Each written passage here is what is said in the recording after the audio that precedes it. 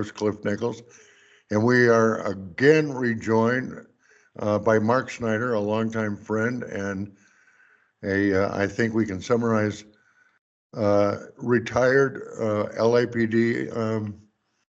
Officer. Correct. Sure. Now living in Montana under the grizzly.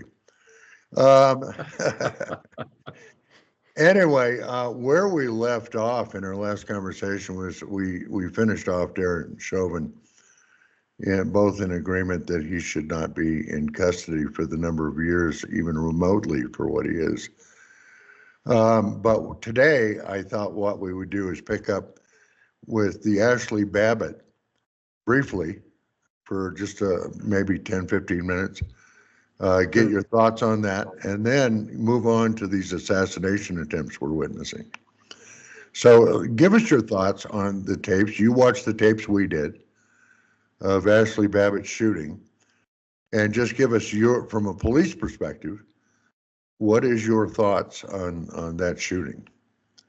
Well, I think first off, it needs to be said that the people that were violating the law there, knocking down barriers, chasing cops around, climbing walls, breaking windows, they need to suffer the penalties of that. Not excessive, and certainly as a criminal law attorney, more often than not, you see mitigating the penalties, not necessarily whether they were guilty or not guilty, that type of thing. It seems like I think there were close to 1,000 prosecutions on that or whatever, but it does need to be said that the people that broke the law need to suffer the consequences for that. And we saw a lot of that. Corresponding to the crimes. Correct. Trespass, assault, and vandalism, or possible petty theft of different property. Sure. There's a host of crimes, and you get, generally in the misdemeanor category, rarely is it a felony unless you're striking police officers. Right. And but most of them are being overcharged. Oh my gosh. Yeah. By this Department of Justice. Right. And it's funny because neither FBI Ray or the Horowitz general inspector that's been investigating this, to this day, they can't recall how many federal agents or assets were infiltrating that crowd and urging them on. Right. Maybe Ray Epps would know, but aside from him, you'd certainly think by now that would be a question that could be answered by them to the public. They're obviously not willing to do that. Now, given that, we all witnessed the execution or the shooting of Ashli Babbitt. And you, in an earlier conversation I had with you, you observed things I didn't immediately see. The withdrawal of officers, et cetera. And so your thoughts? Well, I think that nationwide, there has to be a template or a standard for the use of deadly force. I know one of the primary templates for that is an acronym we call IDLE, Immediate Defense of Life. And there has to be the threat of great bodily injury or death to the officer deploying that use of force.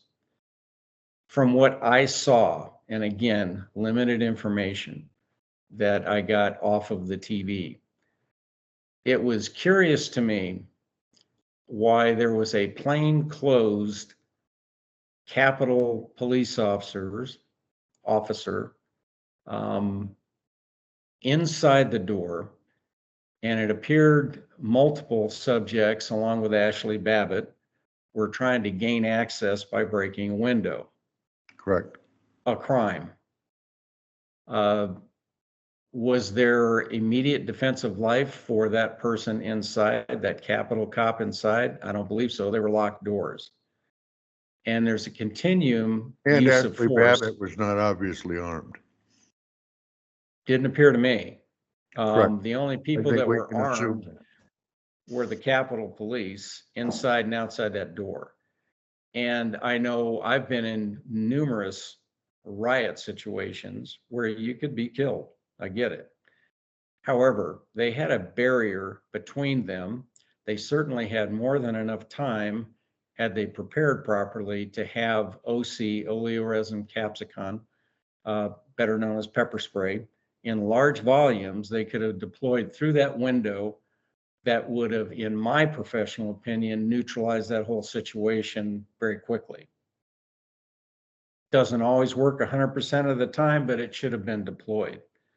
What I found curious when I was watching the event, having investigated shootings and things like that as a supervisor, as a sergeant investigator, and worked detectives for a while, it was curious to me that you had 2 to 3 Capitol cops behind Ashli Babbitt in that group, and all of a sudden they get on the radio, get some direction from the radio, and they clear the background for a shooting. It They appeared withdrew. to me, I'm sorry, When you say clear the background, they left the scene. that's what it looked like to me. And when you clear the background like that and you leave the scene, you're clearing the way for a shooting. Now, was that their intent? I don't know. I wasn't there, but that's what it looked like. And so at that point, it appears there may have been the intent to deploy lethal force, when there didn't appear to me to be any attempt to deploy less lethal munitions in that situation. And went right to lethal force. She did not appear to be armed. And from what I saw, and that's all I can go by, from what I saw, I would have definitely determined that as an out of policy use of force from what I saw, which can roll over into a criminal prosecution of whoever deployed that weapon system. So she was killed. Whether there was intent or not, I guess that's up for debate. From my professional opinion and looking at that, it appeared to me that there was probably a specific intent on the part of the Capitol Police at that point to deploy deadly force, because that's ultimately what they did. Did you know when he extended that pistol in her direction, did he have his finger on the trigger or not? It appeared to me that he had his finger on the trigger, Which is which intent.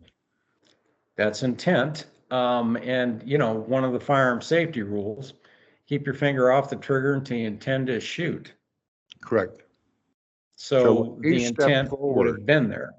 Pardon me? when he stepped forward with his finger on the trigger, and do you think she was randomly picked, or do you think that she was just the first through the window? I don't know. Well, I think she was probably just the first through the window. It appeared to me that and I'm assuming he's Capitol Police, at least that's what I heard on the news. He appeared very frightened, as did a lot of the others. I don't know what their training and their expertise and their education is. Coming from my background, I've not been terribly impressed. And there are a lot of things that should occur in preparation to any unusual occurrence like that. It did not appear that they were prepared for it.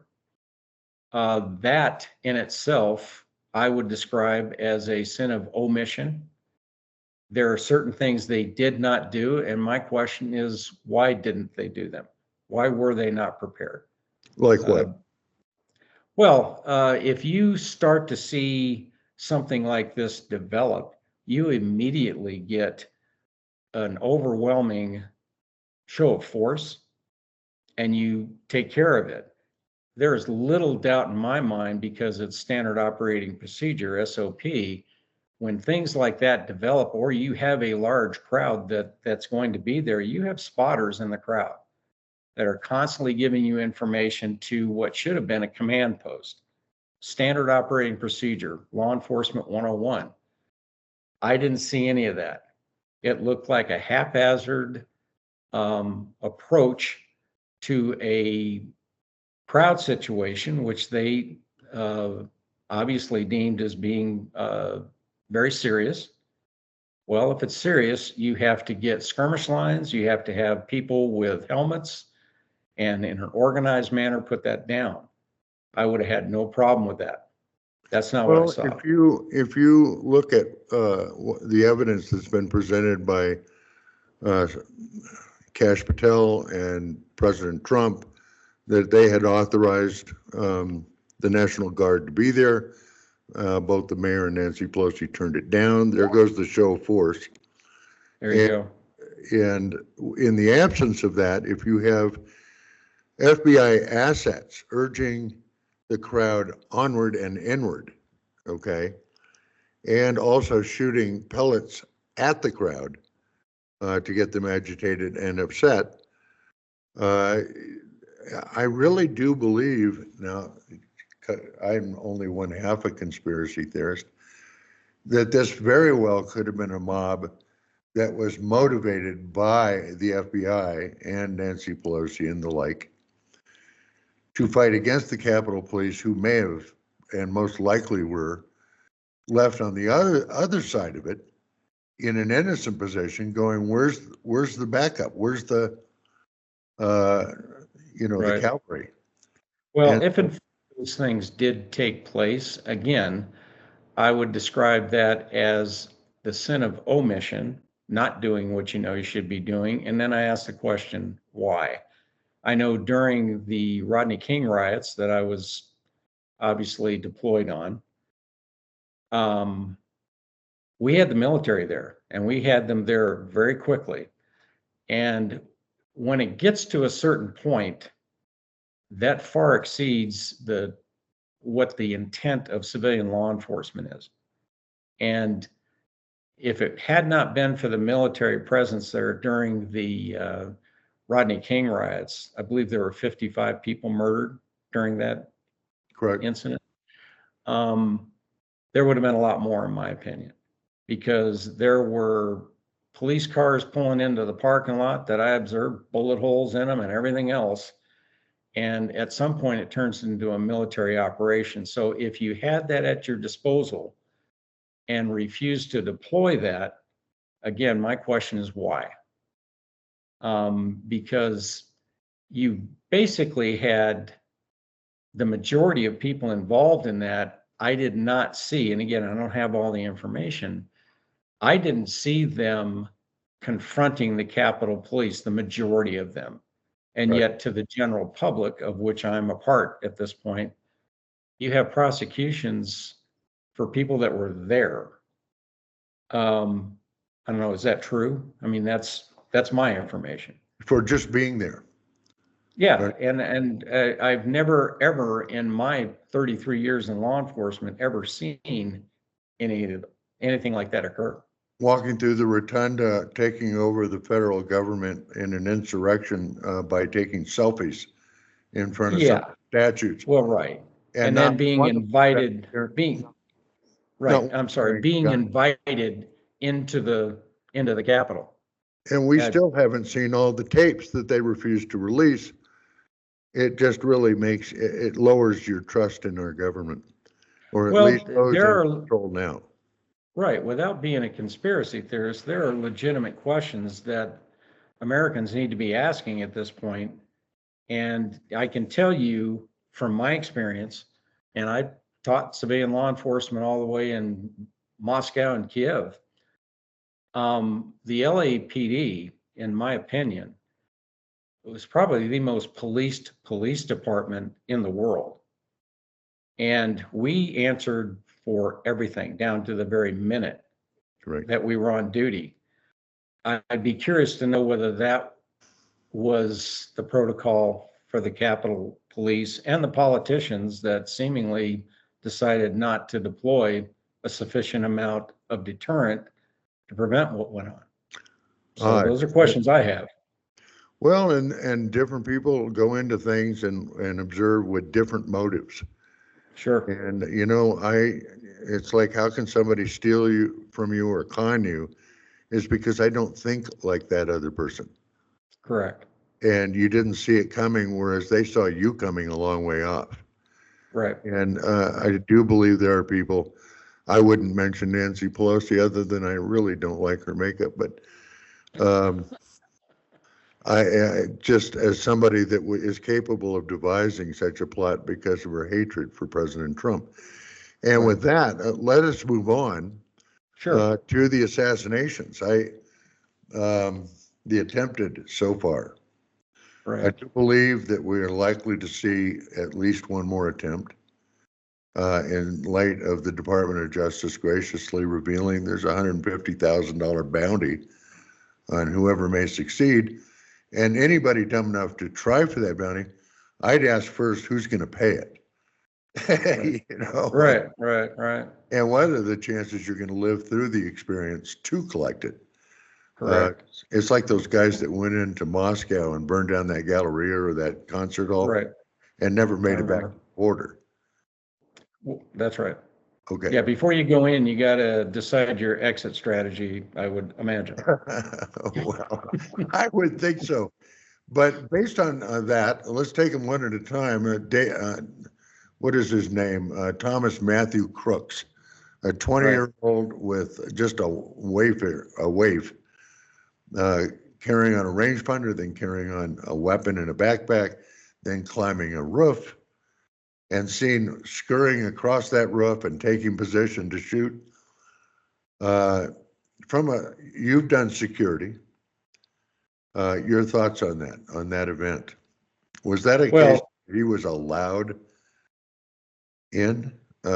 My take, I will tell you going out, there's no way that young man found himself with a rifle on that roof, that particular roof, at that particular time, without instruction or being helped by somebody. it appears. There's It no does appear. question about it that there's that appearance. And uh, I've done close in protection of executives, and I've been deployed to similar events. What comes to mind first off was when I got deployed to the 1984 Olympics down there, where we worked with the FBI, the Secret Service, the L.A.P.D, LA County Sheriffs, all of that. And what I saw, and again, I don't have all the information, but what I saw take place was astounding. First thing you do is you have a preparation group that goes there and you set up a command post, you set a proper perimeter, which obviously did not happen by virtue of the fact that police cars had to crash the gate that the Secret Service set up. I'm wondering why. It's obvious to me their perimeter was not large enough. The absolutely ridiculous notion that there is too much of a degree of decline on the roof was just absurd and came from somebody that obviously had virtually no operational experience that was now leading the organization. No, I think the other reason was it was too hot. Sure. Uh, I wish I had a nickel for every roof I had to get on during my career and didn't fall off of one of them. But anyway, They probably weren't I air conditioned either. I'm sorry. Yeah, the roofs you were on were probably not air conditioned, I would imagine. No, probably not. But I think the thing that offended me as a law enforcement veteran in a very large city was the immediate go-to that I have seen occasionally, not all the time, from the federal law enforcement that immediately referred to the quote locals, which are the law enforcement professionals that know every bush and doorway in that area. And there seemed to be a superior attitude that led to their lack of preparation. I know I recently had a conversation with a federal police officer, really nice young man, but he said something in our conversation that absolutely stunned me. He said, as federal police officers, which would include the Secret Service and FBI and all that, we can do whatever we want, wherever we want, to whomever we want, quote unquote. Wow. And I looked at him and I said, you're not serious. Oh yeah, we have that authority. I said, okay. And I walked away from that and thinking, what would have happened to me on the police department had I had that attitude and taken that approach to law enforcement. And then I look at things like Ruby Ridge, Waco, and all the other things that have taken place. And, I'm very careful because I've trained with the federals, the FBI. I went through a few of their schools and I've worked with them. And again, the majority of those folks are really good people trying to do a good job. And you have to start at the top. What is the culture? And then why is the culture? How does it need to change? Who's going to change it? And how are they going to change it? And what are your action items and your due dates? It does not appear any of that took place. No, in And fact, so- it's the opposite. Those at the top of the Secret Service at headquarters have all been promoted now and given raises. That's insane. And Yeah. the Philadelphia office that they're blaming for the inadequate coverage against Mr. Right. Cook have been demoted, laid off, or suspended. Well, and not only that, you look at the logistics of it. Take the drone. You have, according to the news, and again, this is the only information I have, you have a federal law enforcement officer in charge of deploying that drone that had to call an 800 number to get it operational. See how Are you kidding me? Are you kidding me? And yet you had this 20-year-old that is on scene that people attending that rally saw and reported.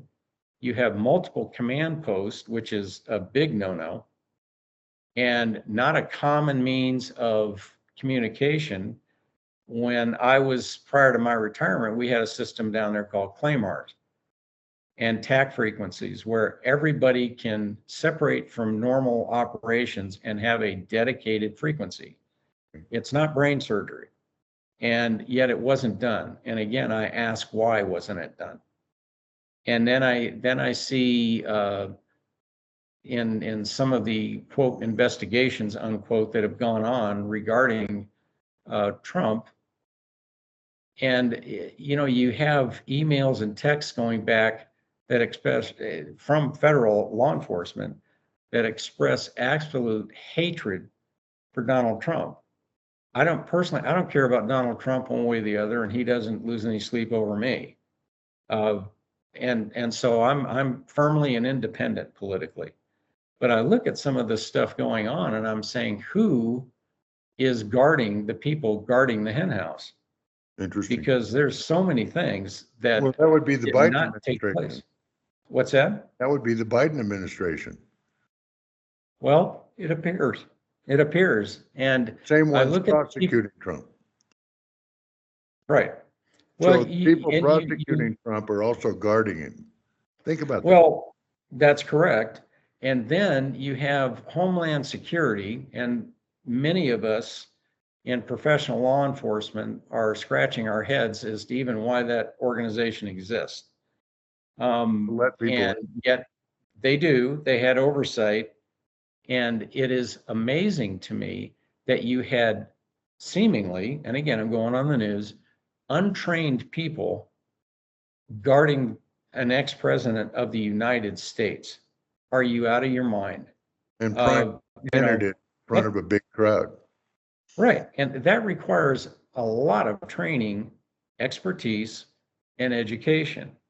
And clearly, when I watched that, that was not present. Now, I do applaud the Secret Service agents that immediately jumped on Trump and did their best to protect him.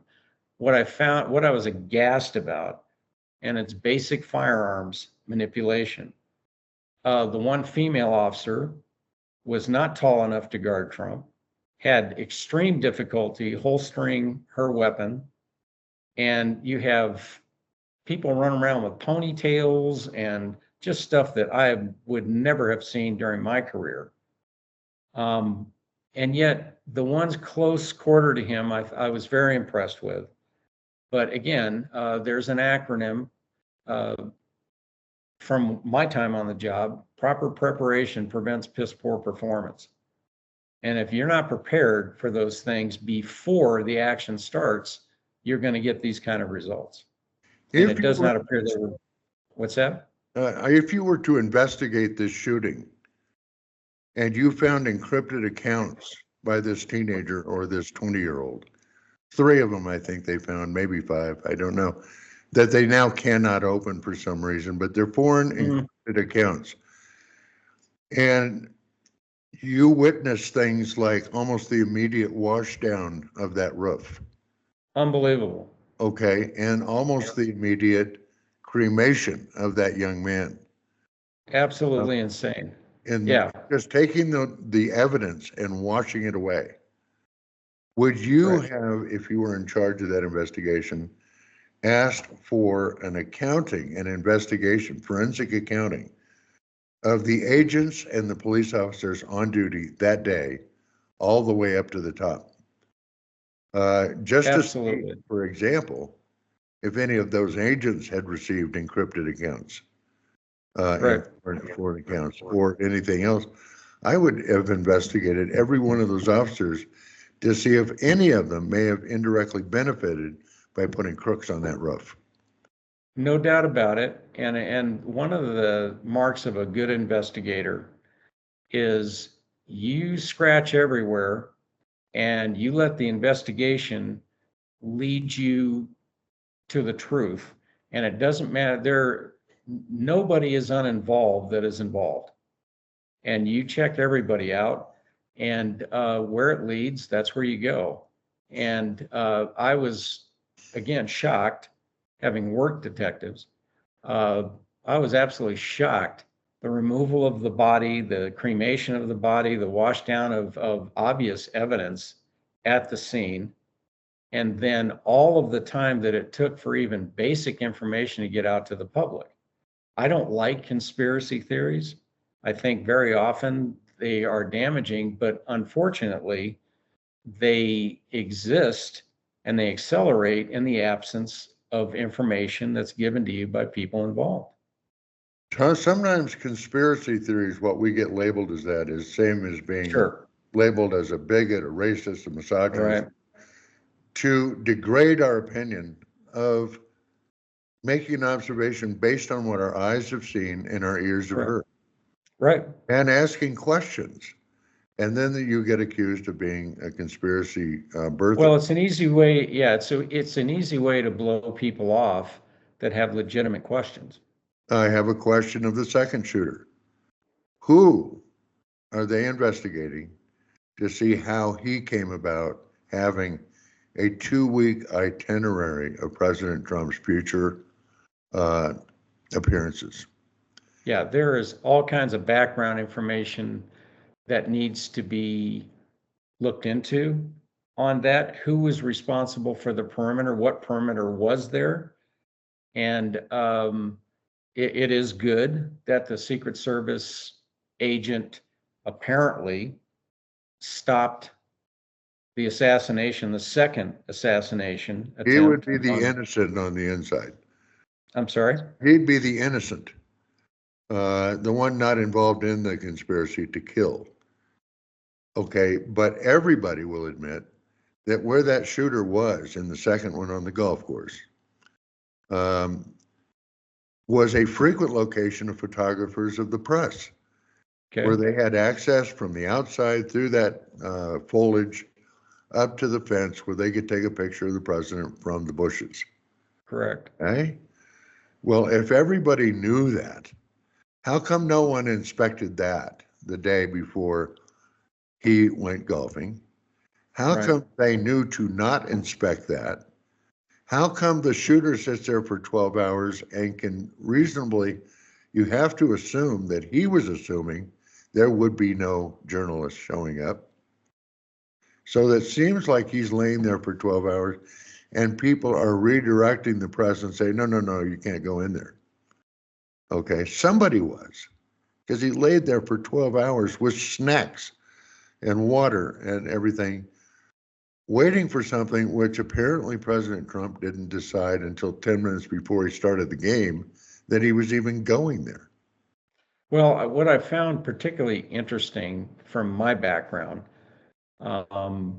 is that, and I may be incorrect on this, I'm just going on what I heard, he actually had ceramic vest plates at that location. Now, Yes, he did. ceramic, okay, so the ceramic body armor is specifically designed to defeat high caliber weapons. It's not Yeah, your the red normal backpack bulletproof vest. hanging on the fence in the bushes. Yeah. And the very moment, had I been in charge of that, and easy for me to say sitting here in my living room, but the very moment I found out that he was going to be there playing a round of golf, you immediately investigate, surveil, and set up a proper perimeter. It does not appear that was done. And that would And include above and absolutely, below. absolutely. And And, you know, whether the press likes it or not, you're in the area. We will tell you where you can be. And that's for the safety, not just of the president, but for those of us that live in this country and need the opportunity to vote. If you kill this guy, guess what? You just took our ability to vote. And that goes for both sides of the political aisle. And for people not to take this serious on both spectrums, you're basically setting this country up to fail. We have to protect people that are running for political office, and we need to dedicate those resources, but we have to have qualified people that are highly trained, highly educated. And I'm not talking about their BA degree, okay? I'm talking about people that are educated in law enforcement and close-in protection, that type of thing. There were so many failures that I have to ask the question, why? okay, I mean, now basic, that's on first one and second one. yeah, Okay, both. now I want to let's close on this, and I'm going to give you a hypothetical. Sure. Okay, and you do what you will with it. You have to assume, based on past evidence, these past attempts, that there is a possibility that somebody on the inside or some group of people on the inside is, if they're not actively pulling the trigger, they're helping others to do it. Okay, and Absolutely, and should leaving be the looked doors into. open and unlocked. Should Okay, be looked into, no question. okay. Now, if you were beamed aboard, Scotty beams you aboard into Right. Mar-a-Lago, and President Trump says, okay, we have to assume that for sake of safety, that somebody on the inside who we don't know it is a mole. Right. Okay, not maybe one person, maybe several. Right. Okay, because I do think Garland and Ray are separate people. So, having said that, if you were to advise him going forward, and mindful of the assassination of Anwar Sadat, where he was marched onto a stage by his bodyguards, surrounded, and one turned around and killed him. Remember that? Yep. Okay, now Trump has to assume that bodyguard is amongst him, amongst his entourage, amongst his Secret Service. Right. He has a campaign to run. And I think it's his nature not to want to cower in a closet. Correct. What would you suggest he do going forward that would account for the possibility of that mole and the possibility of the back door being left unlocked for somebody next? Right. Well, first off, you have to trust nobody. And then you have to apply what we did around nuclear weapons. There's a need to know and a right to know information. That allows you to triage your possible suspects who may be involved inside and out. And one thing that I've noticed in just watching TV, you have a group of what look to be prior special operations people, huge guys in green pants and shirts with backpacks on. I can only assume have been employed by the Trump campaign. I don't know that for a fact. That's a very good procedure, because now you have your own people making sure, or to the best of their ability, looking at the crowd, controlling the crowd. And so that's a good way to go. However, Well, you you're have saying to hire your own group. absolutely, absolutely, aside from, but working in tandem with your Secret Service Is the and other Secret people. Service willing to work with a private group? It appears they are.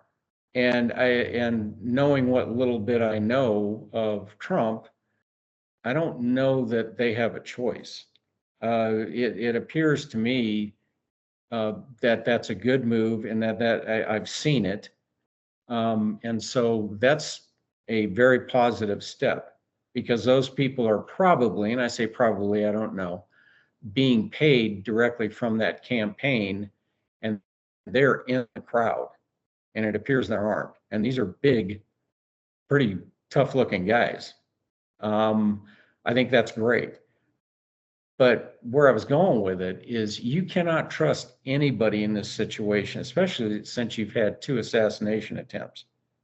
Everybody is a potential target of an investigation, whether they like it or not. If anybody within that circle, and this again isn't Republican or Democrat, it's either party, is even remotely acting suspiciously in any way, shape, or form, you don't need a warrant. You pull them aside and you start talking to them, and you start talking to people that they know, and then people that they know, and you get to the bottom of it very quickly. It's not that difficult, but you have to have people motivated to put their life on the line for your asset, the person you're protecting. Right. And if you're not willing to do that, that leaves too many doors open, metaphorically speaking. But the breakdowns that led to these 2 assassination attempts, in my opinion, in my professional opinion, are off the charts. And that does not look like the caliber of people I worked with in the federal government when I was on the job, because there Or are was some it pretty squared away intentional, people. or was What's it, that? or was an intentional stand down? Well, you have to ask that question. You know, it's like the guards at the Ashli Babbitt shooting. Who made the call to the guards behind Ashli to withdraw? I would want to know that. Well, Yeah, I would want to know. Okay, so distilled, your advice would be a private security team that you or somebody within your close circle trusts. absolutely. Almost like Guard the guards. like a Praetorian guard of sorts. And it appears to me, having seen these individuals, uh, they have to be highly qualified, highly trained, and very loyal, but even they are open to investigation. And should be. And should be Absolutely. willing to be. Absolutely. And I never, ever in my entire career, ever worried about anybody asking me any questions about anything, because I was doing the right thing. And if I was doing the wrong thing, you buck up and say, yeah, I did it. mistake. But when people are getting killed, or people are attempting to kill people because you're not doing your job, uh, you get investigated, and if necessary, you get fired. We're done, and you move on. But that also requires that you have a pool of other people that you are training to take their place. Is that going on? I don't know. I don't think the answer to this is throwing more money at it, which tends to be the knee-jerk reaction. Throw more money at it and make another law. We have all the laws we need in this country, in my opinion. And all the manpower, federal manpower. Absolutely. You know, I think that what you're suggesting is brilliant. And everybody, it's like the Mexican standoff with you not in the middle. Right. Everybody watching everybody else. Absolutely. Nobody knowing who to trust. And if you're going to make a move to try to kill the president, you just know there are people that you can't count on as being loyal everywhere. Exactly. Who are as efficient as you. Right. I hope he's doing that because I do believe America needs him back badly. Well, that's my personal belief. And Yeah. I think that, just make sure that Trump doesn't make the move Caesar did and hire the Brute Security Service. The A2 Brute. Okay, Mark, thank you so much for being here. I hope you'll come back as events unfold because your insights are I have always Absolutely. found phenomenal, and I'm sure other people listening will also.